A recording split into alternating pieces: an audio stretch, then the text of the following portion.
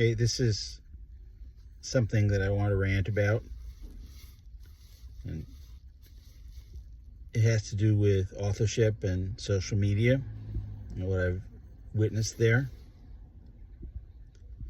And I know I'm not going to create very much change in terms of behavior, but I want to see if I can create some change in how people are thinking and feeling about this. Okay. So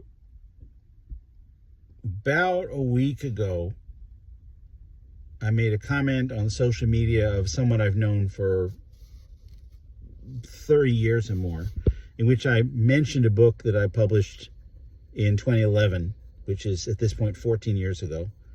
And that person then made a comment about a book that I published like in 2016, right? And these were just comments.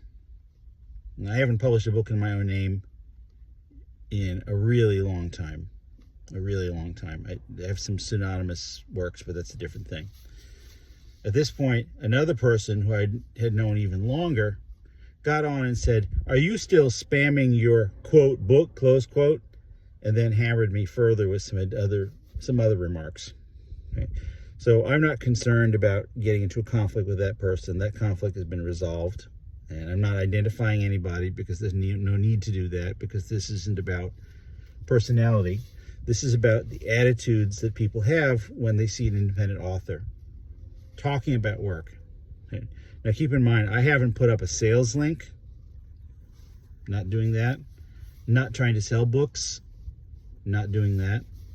I haven't attempted to sell any of my own books in a long time. My Amazon profit last year was $12. Okay? I'm not an active self-promoting author. No. But if I were to post something in social media that talked about my work, if I was like, "Hey, here's a nice piece that I found that I liked, I feel like sharing it with you," for example. If I put up a book cover or made a remark about it, we're talking about my life and things that are important to me from my past or from my creative impulse or whatever.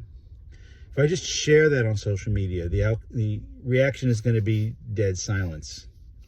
No one reacts. No one clicks. No one comments. And I can get clicks and comments on most other things that I do, especially if I put a selfie. Right? I'm going to get lots of remarks to that. But if I put anything that has to do with my work, no one wants to interact with that. So I envision in my mind that people are thinking, "Oh no, if I comment on that, I might be asked to read it. I might be asked to buy it. I don't want to do that." Okay. Now, if you don't want to buy it and it's a sales link, I understand why you would ignore it. And I don't put sales links because I'm already well aware that they don't work. Well, that's not what I'm trying to do. And these are older texts that it would be really strange for me to try to sell them now, because I should be putting out new work if I wanted to try to sell anything. This is just me sharing my thoughts and my feelings and my personality through my work, because my writing is still part of me. Even though I didn't get a Big 5 contract, my writing is still part of me. It's still part of my identity. It's still part of things that I think about and that I feel. But no one wants to interact with that. They want to pretend it's not there. But they're almost like they're looking away because they're embarrassed for me. Just like that other person said, I'm spamming. Okay, folks, I'm not spamming. This is who I am. This is just part of the things that I want to share and express with people. And I don't think it's right, furthermore, to assume that because I don't have a Big 5 contract that I sucked, or that you wouldn't have enjoyed it if you had chosen to read it. I haven't actually gotten a whole lot of people telling me, "Hey, your work's terrible. You don't know what you're doing." There no doubt are people who think that, because there are people who think that about the most successful writers. It doesn't really matter. People have a variety of ways that they react.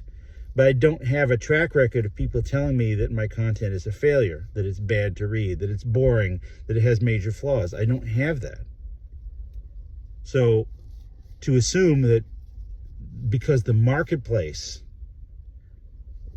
wasn't really there for me, or that I didn't know how to access it, that I don't know how to produce things that are worth reading, this is a false assumption. And just, even if I do put up a selection, just read it and decide for yourself if it sucks. But instead, people just look away. Don't be embarrassed for me. I'm not embarrassed by the work that I did. If I were embarrassed by it, I wouldn't be bringing it up. And there's no reason for you to avoid it either. I promise you, I'm not going to say, hey, buy this, unless I'm in a sale mode when you'd see sales links, or it would be obviously an advertisement. And I haven't done that on social media in so long that a lot of the people I'm connected to on social media have never even seen me do it. I think the last time I did it might have been 2017.